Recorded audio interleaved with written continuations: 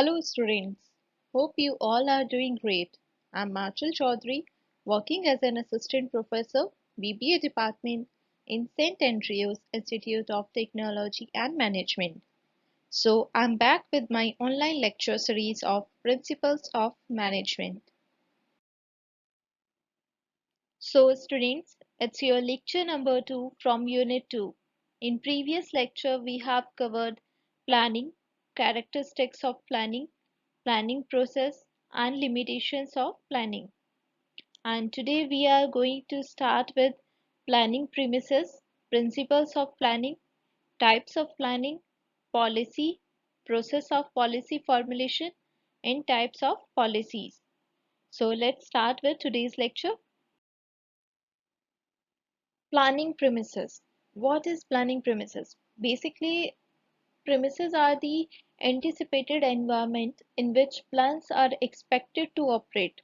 They include assumptions or forecast of the future and known conditions that will affect the course of plans, such as prevailing policies and existing company plans that controls the basic nature of supporting plans. So basically, planning premises is kind of a you can say outline in which a plan has to work.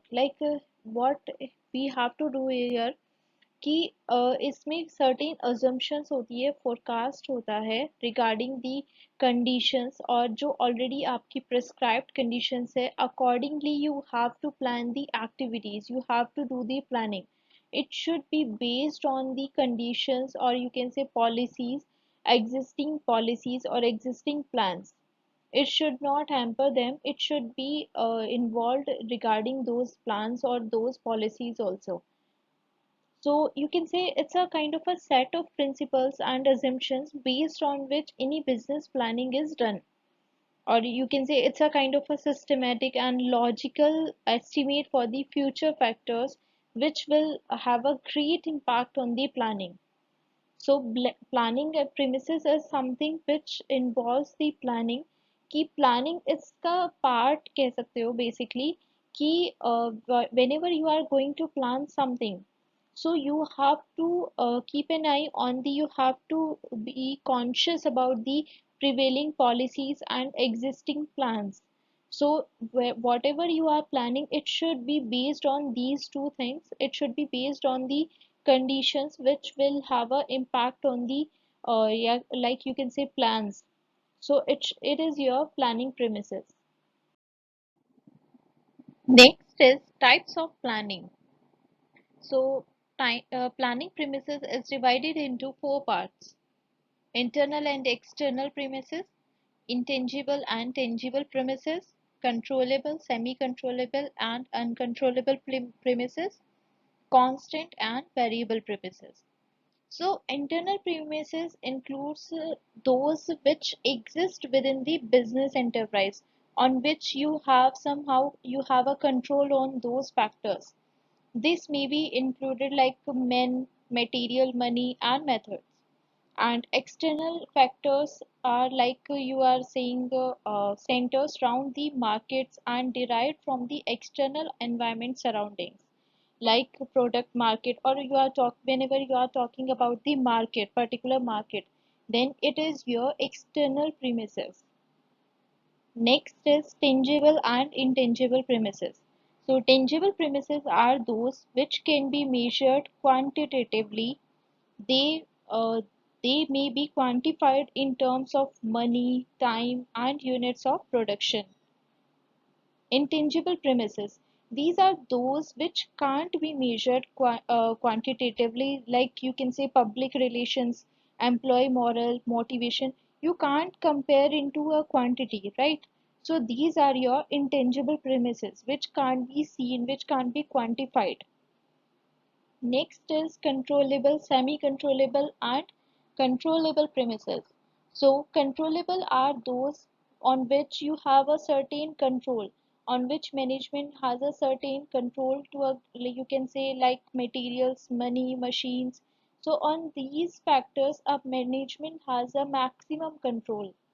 And when we talk about the semi-controllable premises, so on these These are the like based on the assumptions about future which are under the partial control of the business. Here a management can have a like control over 50%, 60%, but that is partial, not fully controllable. You can say like a demand of the product or trade union relations. So where our management is having a certain control on these factors, but here these factors can't be fully controlled by the management, and non-controllable premises are entirely beyond the scope of business, like government policy, international trade agreements. On these management doesn't have a like 0% involvement has, management का इन पर कोई control नहीं होता, management is not involve in these decisions, they can't determine these factors. And last is constant and variable premises. Constant is the one where there is no certain change can be occurred. It is like a static premises.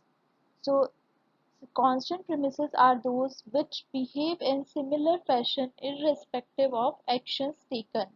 They are well defined, or you can say well known or well understood. So the behavior or these premises is not subject to the change. आपका यहाँ पर कोई change नहीं होता, on these factors no changes can be occurred, like man machinery money, आप बार बार इन factors को change नहीं कर सकते, these will remain same. And whereas we talk about the variable premises, these can be changed according to the requirement. These premises can be changed according to the course of action whatever we require to take. Principles of planning. There are certain principles of planning which includes like principle of reflecting thinking.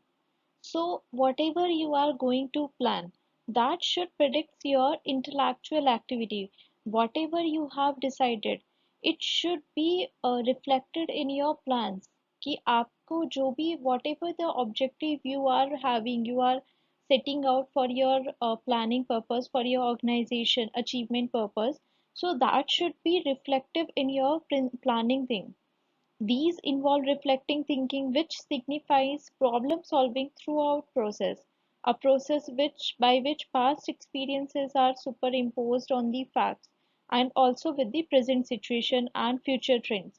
So whatever you are planning, it should reflect all over your thinking which is related to your past, present and future, and it should be based on the objective which you have decided. Next is principle of flexibility. So whatever the plan you have made, that should be flexible. It should not be static, that you can't even change your planning, or you can't even change your plans. Whatever you have made, it should be capable enough to be to adapt some flexibility, to adapt some environmental changes. Otherwise there is no use. आपने suppose for example you are like planning to produce some like Indian wear, and you started working on producing and you are working on the production of the Indian wear, and all of the sudden you get to know once your like production is 80% completed, right? So then at that point what you get to know, like in market now there is a demand for the western wear. So what you will do the now, all of your production, all of your expenses, all of your time, all got will get waste, right? Because now the environment has been changed, now the demand has been changed. So whatever the plan you are making, it should be based on the flexibility, it should be capable enough to adapt some changes. Whenever you are going to plan, it should be capable, it should be made by keeping in mind that it requires some changes by changing in the environment. Next is your principle of contribution to enterprise objective. So whatever the plan you are making, it should be based on the your objective only. It should be planned in such a way that your organizational goal will be achieved through this. Next is your principle of selection of alternatives. So as we discussed earlier that in planning thing we have a choice of alternatives. We have lot of alternatives available with us. So in that situation, what happens that you should be capable enough to select the best alternative, to select appropriate alternative according to your demand, according to your suitability. It should not be like your decision should not be biased on some point, because on that point you will not be available, you will not be you will not be having a best alternative choice with you if you are being biased on some certain point. So in that situation you will not have a best appropriate plan with you. Next is principle of pervasiveness.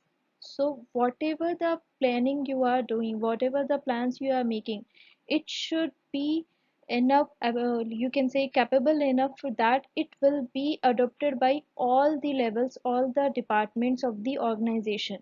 There is no point of making the department wise plan.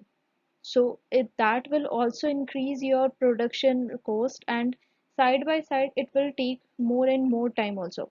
So whatever the plan you are making, it should be pervasive in nature, that it can be capable enough, it can be adopted by all of the person, all of the departments.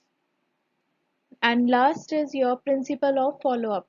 So many time it has been seen that management prepares the policies, management prepares the plan, but it is not followed up throughout the organization.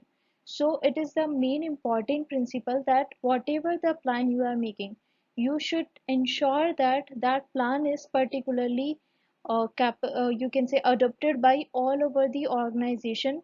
Then only your objective will be achieved. Next is types of planning. There are three types of plans, like strategic plan, operational plans, and tactical plans. So strategic tells about why we are going to plan something. Operational tells about the how we are going to plan, and tactical explains about what we are planning. So strategic plans are all about why things need to happen. It's a big picture, long-term thinking. It starts with the highest level with defining a mission and casting a vision. So here it's in this only you can say top management is somehow involved in these kind of plannings where they decide about the you can say mission and vision of the organization, like who are we, where we are actually, where we are standing right now, where our organization is standing right now, and where we have to go in future. Okay, next is operational planning. It's all about you can say it's about how things need to happen, how we are going to make this happen, whatever we have decided. It tells about the guidelines of how to accomplish the mission. Mission is already been set in the strategic planning. Now we are thinking about how we are going to perform, how we are going to achieve this objective.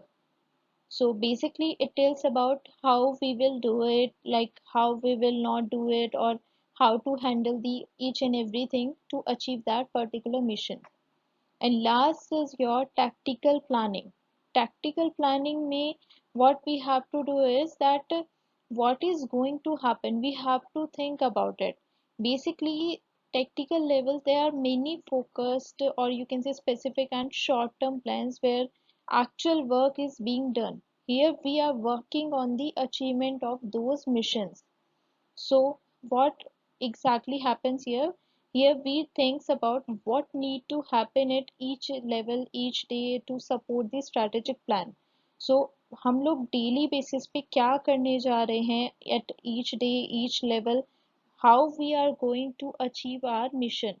So this is being explained in your tactical planning. This is being covered in your tactical planning. Next is policy. What do you understand by the policy? It's a statement under predetermined guidelines that provides direction for decision making and taking actions. Or you can say policies are a pattern of direction for the guidance of those who carry responsibilities for the management of the activities of enterprise. So from both of these definition, what we have concluded, that policy is somehow you can say a guideline, or you can say statement which helps us in the direction in to achieve some objective, to achieve the organizational goals. So it provides us the proper direction, so where we have to go, in which direction we have to work. So policies are the general statements, or you can say understandings, which guide manager thinking and decision making. It helps the manager to understand how they have to work, or and in which direction they have to work. They ensure that decisions fall with certain boundaries. Basically, policy ensures that whatever the decision is being taken in the organization, that will fall under the certain boundaries only, under the policies which they have made, under those only. So they usually don't require action but are intended to guide managers. It's a kind of a guidance to managers, where they have a proper direction, where they have a proper guidance, that in which direction they have to work on. Next is process of policy formulation. First step is defining policy area. So what you have to do is, you have to first of all define the policy area for which you are going to plan a policy. So the objectives and needs of the organization should be kept in mind while specifying the policy area. Then next is identifying policy alternatives.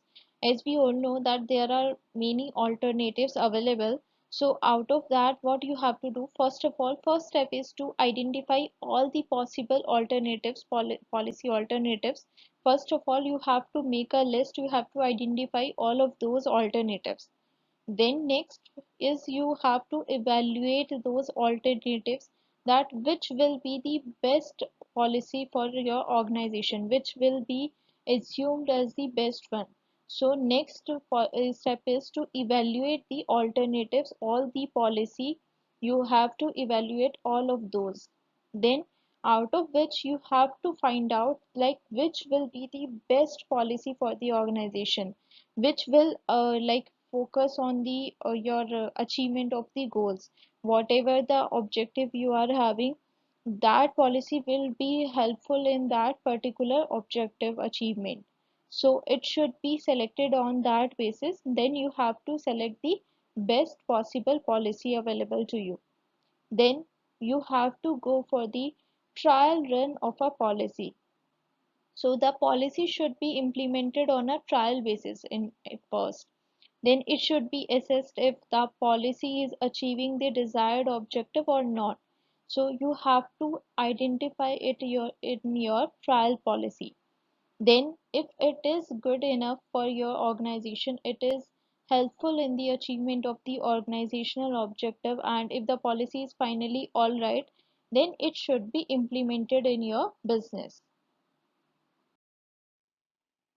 And last topic of the day is types of policies. There are different types of policies which we are going to discuss. First is originated policy. Originated policy refers to the policy which originates from the top management itself. So what happens here in this, top management decides, and they you can say they acquire some policy for the working by their, or you can say subordinates in their operations. So this is decided by the top management for the smooth functioning at all levels of the organization. So what happens here, like they flow basically from the organization's objective as defined by the top management. So basically what happens here, that these policies are aimed at guiding the managers and their subordinates in their operations to achieve the organizational goals.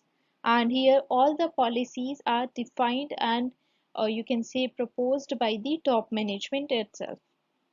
Next is appealed policy.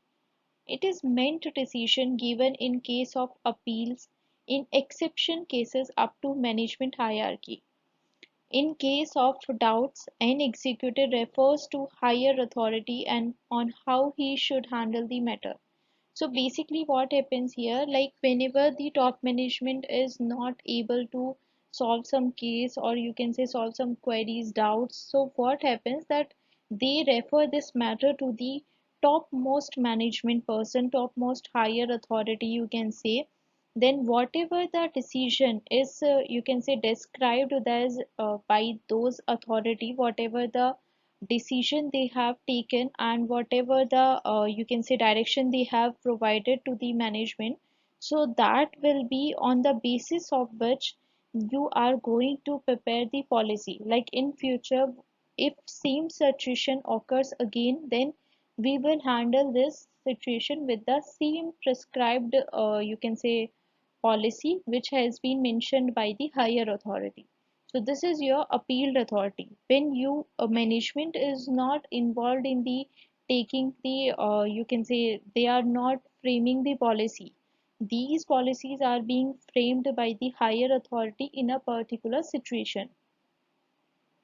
Next is externally imposed policy. Externally imposed policy are the policy like which are you can say imposed by the external factor, which are not you can originated in the organization only. They are not within the organization premises. These are like you can say government control regulations or trade associations and trade unions. So these are not covered under the organization matters. Next is basic policies. Basic policies are generally followed by the top management only. That is your basic policy. Like suppose for example, if the branch, you can say if the office will earn, or the organization will earn the you can say profit of rupees 5 lakh, and in that situation the branches will be opened in the different places. So this is a basic policy which all the top management has to follow, that if in their you can say organization the rupees 5 lakh is exceeded in your sale, then you have to open the different branches. So this is your basic policy. Next is general policy. These policy affect the middle level management and more specific than the basic policies. So it helps in the working of the middle level management. It guides the middle level management on the accomplishment of the goals. Next is implicit policies. Implicit policies are not, you can say they are not written, or they are not recorded, included in the manuals, or you can say records, but they are you can say, for example, let's take the example of this one.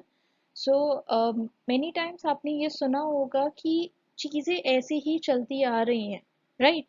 ऐसा बहुत लोग बोलते हैं कि हमें नहीं पता, we don't know about the reason exactly, but ऐसा ही होते आ रहा है. सो रीजन बिहाइंड दैट कि कोई पॉलिसी नहीं है, कोई भी सर्टेन रूल्स फ्रेम्ड नहीं है, बट पहले से ही लोग करते आ रहे हैं. So they started feeling like कि ये कोई पॉलिसी है, ये कोई गाइडलाइन है which they have to follow. This is the same case of implicit policies. It is not defined in any kind of rules regulation. It is not defined in your, you can say, manuals or records, but still it is followed by the overall organization. It is practiced by all over the organization. Next is your last is your explicit or written policies. So these are the policies which are in writing or included in the manuals or reports. They are the your explicit policies. So students, that's it for today's lecture. In next video, we will continue your unit 2 only. And here are the questions based on today's lecture, which has been asked in your university exam in your short type of answers. Explain the following terms: tactical planning and operational planning. So you have to solve both of these two questions. Thank you so much for your time. Stay tuned for more videos.